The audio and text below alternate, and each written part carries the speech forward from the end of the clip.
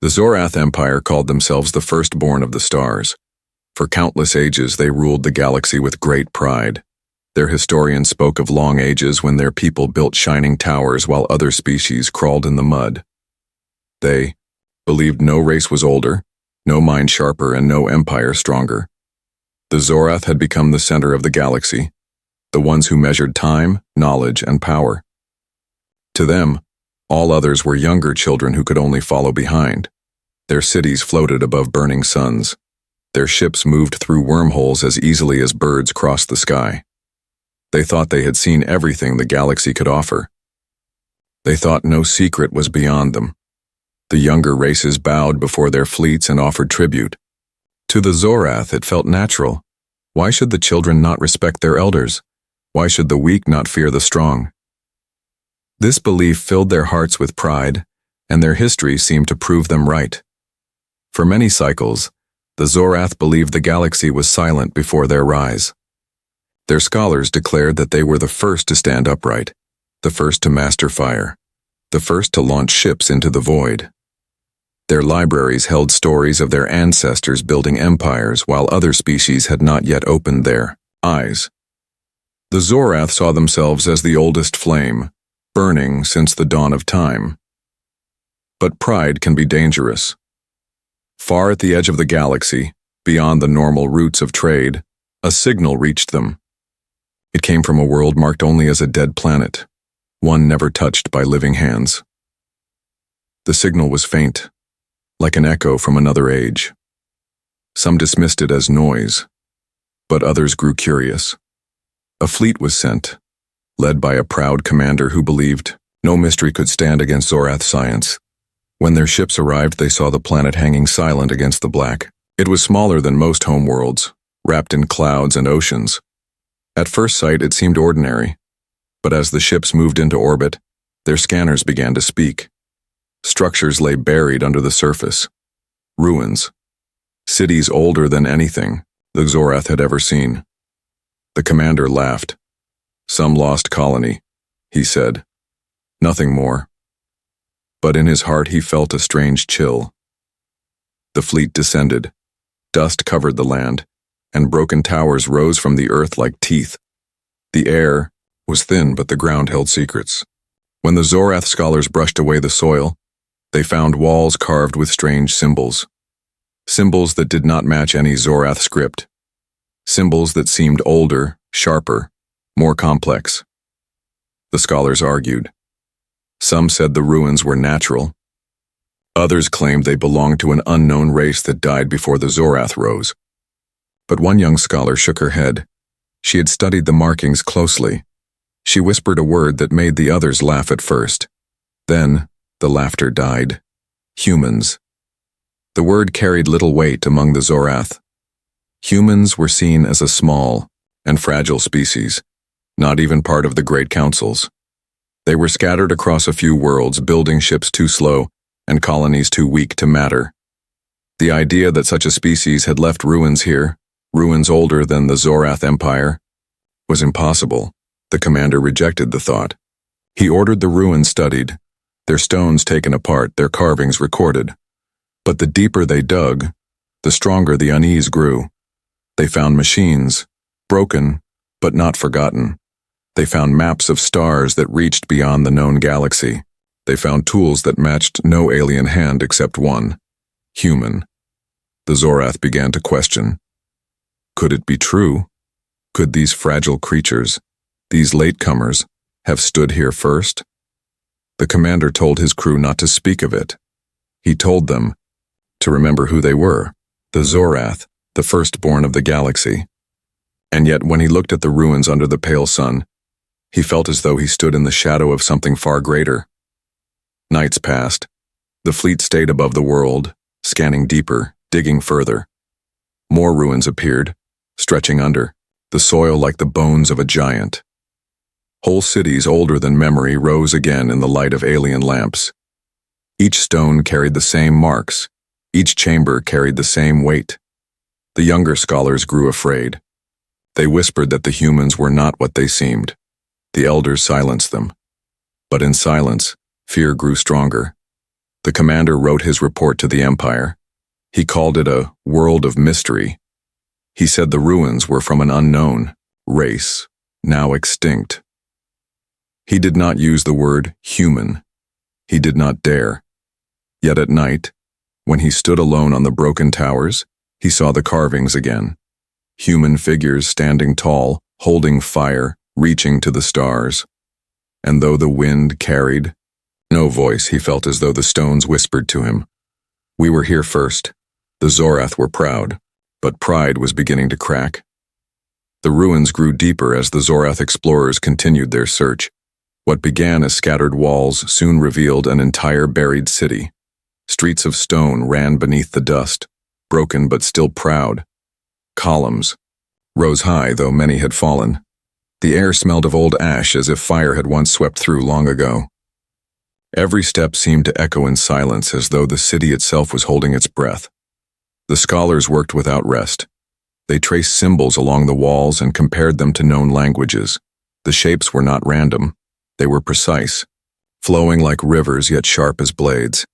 And with every mark studied, one truth became clearer. These were not the carvings of animals or a forgotten tribe.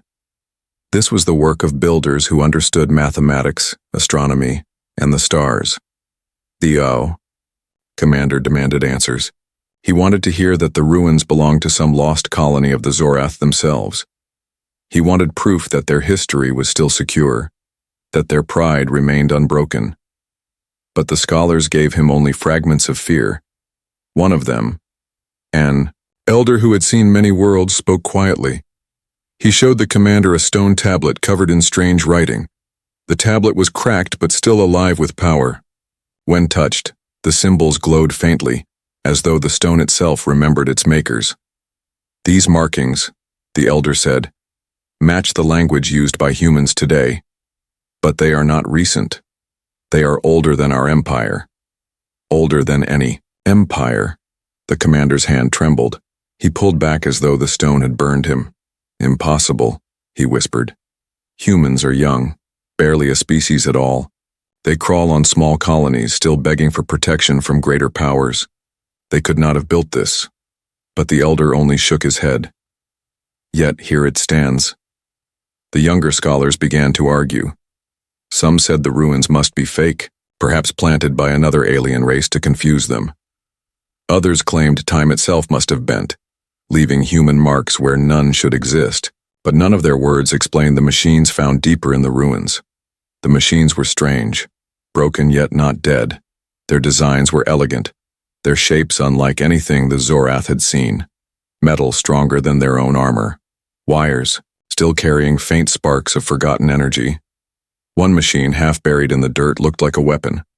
Its surface was smooth, its edges sharp, and though it had been silent for ages, the air around it seemed heavy, as if it remembered, or the commander stared at it for a long time. His soldiers refused to touch it.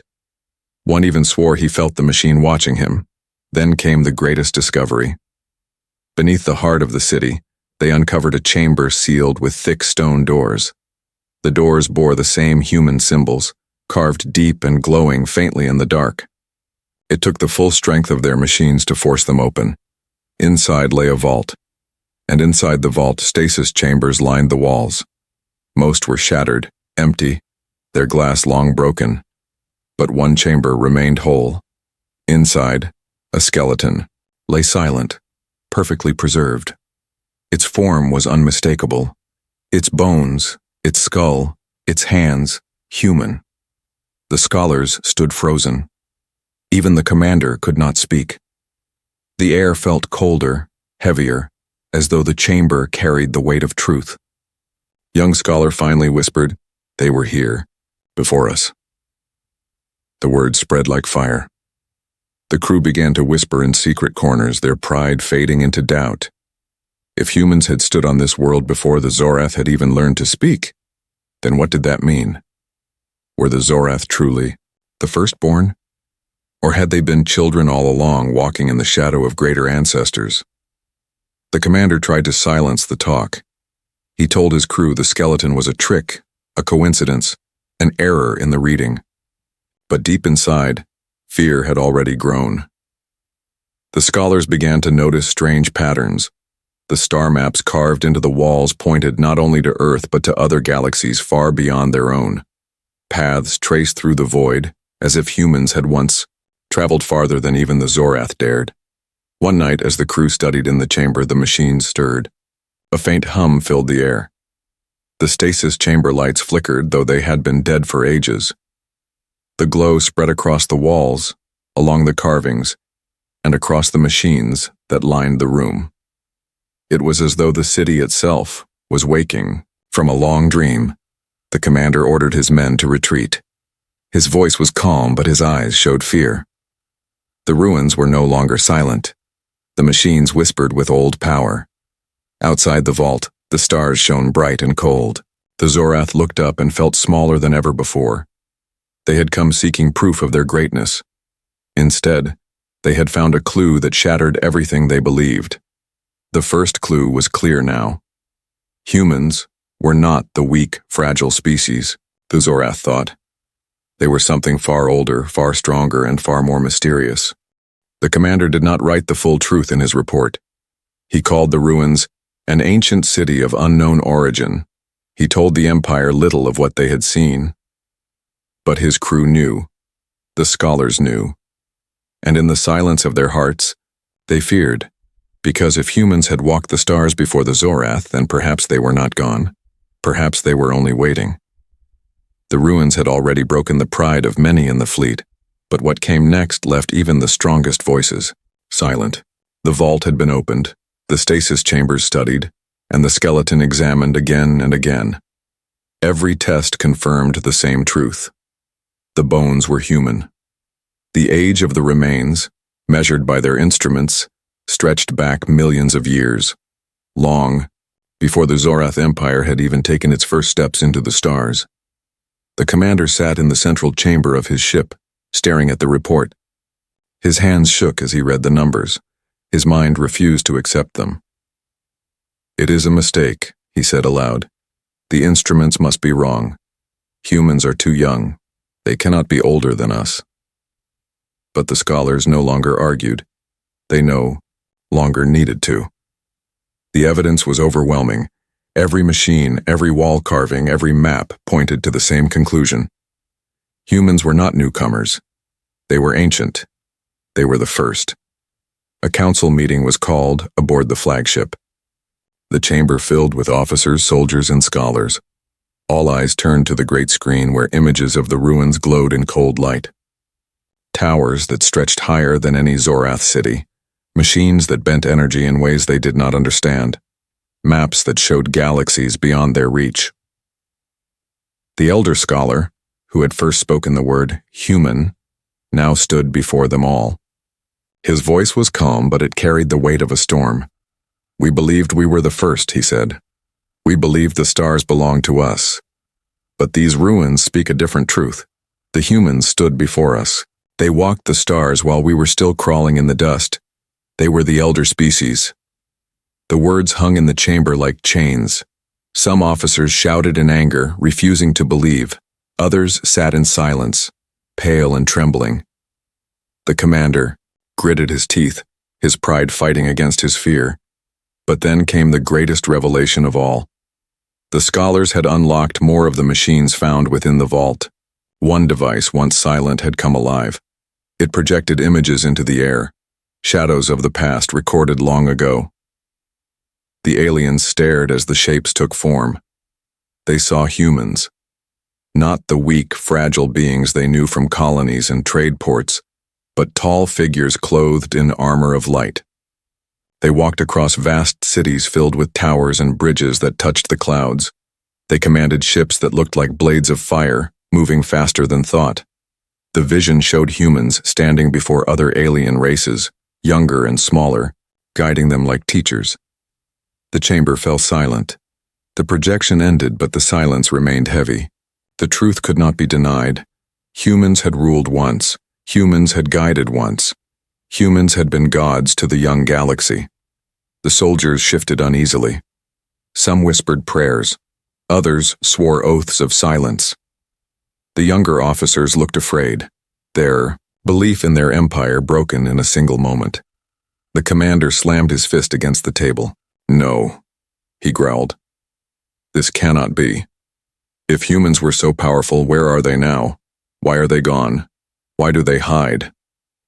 No one could answer. The elder scholar only bowed his head. "Perhaps they are not gone," he said softly. "Perhaps they are waiting. Perhaps they sleep, watching from the dark until the day they choose to rise again." The commander's face turned pale. His anger could not hide the fear in his eyes. He dismissed the council, but the poison of doubt had already spread. The fleet was restless. Whispers moved through the halls. Pride was fading. Fear was growing. And then, as though the ruins themselves wished to confirm their terror, another discovery was made. Deep in the earth below the vault, explorers uncovered a second chamber. This one was smaller, hidden behind walls of stone. Inside stood a single device, tall and silent. Its surface was black, smooth as glass.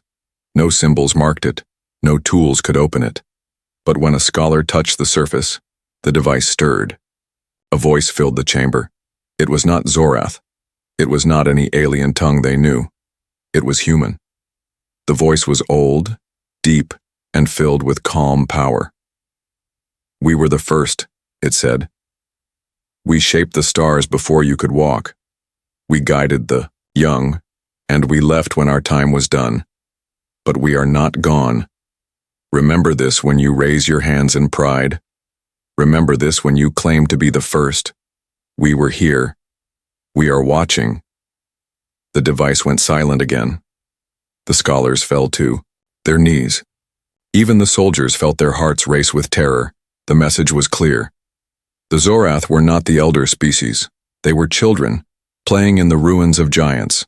And those giants, the humans, were not truly gone. The commander returned to his ship in silence. His pride had been shattered. He wrote a report for the Empire, but once again, he hid the truth. He called the ruins an anomaly. He claimed the machines were too broken to study. But his crew knew better. They had heard the voice. They had seen the past. The galaxy they thought they ruled was no longer theirs. It had always belonged to humans. And in the shadows of the stars, the question burned in every heart. If humans were the first, when would they return? The fleet left the ruined world in silence. Once the Zorath would have celebrated the discovery of a forgotten city. They would have carved their names into the stars for uncovering lost knowledge. But now no songs were sung. No voices lifted in pride. The ships drifted through space like shadows, carrying with them a truth too heavy to speak. On board, fear whispered in every corridor. The soldiers avoided the scholars. The scholars avoided the commander. None wished to meet the eyes of another, for they all carried the same thought. The humans were not weak. They were not young. They were not latecomers. They were the first. Rumors spread quickly, faster than any order could silence. Some swore they had seen the machines in the ruins awaken. Others claimed to have heard the human voice not only in the chamber but in their dreams. One soldier said he had looked into the stars and felt watched, as though unseen eyes followed the fleet wherever it went. The commander ordered strict silence. Reports were rewritten, records erased. Officially, the ruins did not exist, but secrets have a way of escaping chains. By the time the fleet returned to the Empire, whispers had already flown ahead. The great capital of the Zorath was built upon black stone and silver towers, rising high above the oceans of their home world. Here, pride was carved into every wall. Statues of ancient rulers stood tall, their faces cold and proud. But when the commander walked into the halls of power, he saw fear hidden behind the eyes of the council. They had already heard. The scholars were summoned first. They were questioned for long hours, their words compared, their faces studied. Some lied, some trembled, but the truth could not be buried. The council listened in silence as the tale unfolded of human ruins, human machines, and the human voice that declared itself the first. The rulers of the empire sat frozen. Their pride, built across ages, cracked like glass. For so long they had believed themselves ancient. Now they looked like children caught in a lie. One ruler finally spoke. If humans were first, where are they now? No answer came. Another asked, if they return, what will they think of us? Will they see us as heirs? Or will they see us as thieves who claimed what was theirs? Still, no answer. Fear spread beyond the council chambers. On the streets of the empire, citizens whispered. Of humans in the shadows, old myths returned. Stories once told to frighten children. Stories of sky gods with burning eyes. Stories of giants who commanded the stars. Stories of teachers who vanished when their lessons were ignored. The people began to believe those myths had never been myths at all. Merchants feared to trade with human colonies. Soldiers refused to patrol near human worlds. Some even suggested striking first, destroying the humans before they could awaken fully. But such voices were silenced quickly, for even speaking such thoughts felt dangerous. The commander of the fleet, once proud, became restless. At night he dreamed of the ruins. He saw the human skeleton rise from its chamber and point at him with empty eyes. He saw the machines awaken and fill the sky with fire. He woke with sweat upon his brow, whispering the same words again and again. We were here first. The Empire's enemies also began to whisper. Other alien races, once bowed beneath Zorath power, laughed quietly. So the mighty are not the oldest, they said. So they are children too. The galaxy began to shift. Respect turned to doubt. Fear turned to rebellion. But the greatest fear came not from enemies, nor from citizens, nor even from the council. It came from the stars themselves. Strange signals began to appear, faint but steady, echoing across the void. They matched no known language except one. The scholars compared them to the ruins, to the carvings, to the voice that had spoken. The match was clear. The signals were human. They came from the dark edges of space, from places beyond mapped routes. At first the Empire told itself these were only echoes, old recordings drifting through time. But the signals grew stronger, clearer, closer. The council met again in secret. They whispered to each other with pale faces. If humans still live, one said, then what do they want? Another answered, they want what was always theirs. Fear became the new law of the Empire. The proud halls of the Zorath no longer rang with confidence. Every shadow felt like a threat. Every human colony, no matter how small, was watched with uneasy eyes. Ships patrolled the borders not to fight, but to listen, to wait, to hope the humans never came. But deep in their hearts all knew the same truth. The humans were not gone. The humans were not weak. The humans were not young.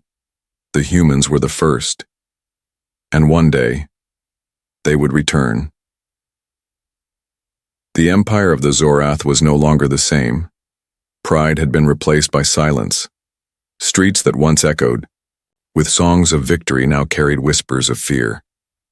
Everywhere the same question followed them. If humans were the elder species, where were they now? The council tried to calm the people.